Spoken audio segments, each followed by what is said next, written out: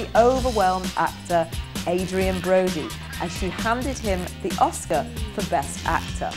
It was a hilarious and momentous moment, actually much more memorable than her next role in Catwoman, which turned out to be a real box office dud. But typical of Halle, she put a positive spin on it and ended up adopting one of the cats from the production. Feline energy is very feminine. So as a woman, it's something that I totally relate to. And I think, you know, cats are very much in control. They're very empowered. You know, cats come when they want to. Cats, you know, people don't own cats. Cats own people. So I think to embody a cat in human form was probably, you know, one of the most fun things I could think of doing right now, especially at this time in my life. While the movie was not appreciated by the audience, it turned out to be meaningful to Halle. I hope she's a great metaphor for who we're evolving into as women. I would love, as a woman, to see us become more empowered, you know, and more free to do and say and think how we want to think, because that's true power, when we feel comfortable enough to do that and then express ourselves accordingly.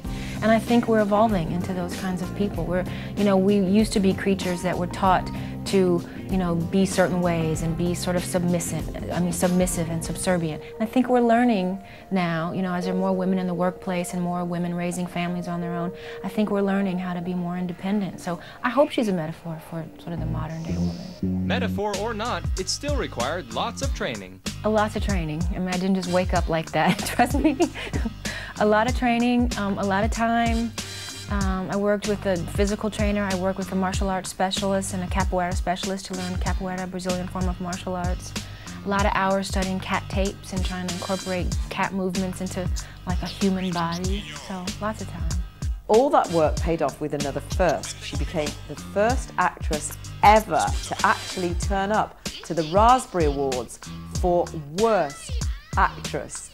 Looking glamorous as ever, with a clear sense of humour, she accepted the award graciously, saying that her mother had always given her some great advice. If you can't be a good loser, you can't be a good winner.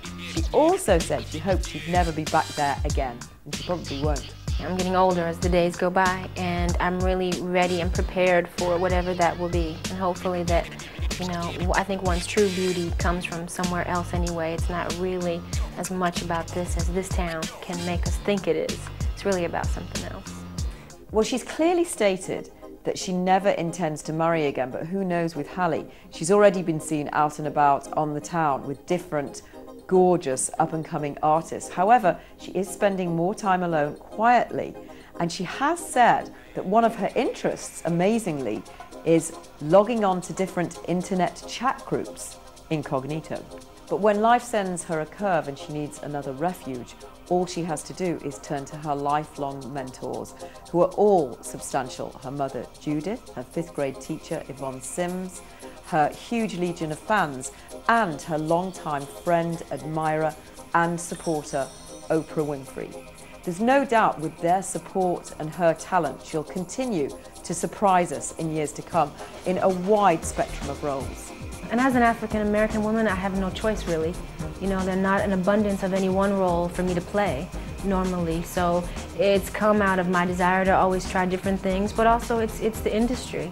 You know, you have to get really creative when you're a black woman in Hollywood and try things that maybe you wouldn't normally try because you want to work and you want to grow, and so it has made for a very eclectic career. And I always sort of find myself attracted to women that are empowered or strong in one way or another.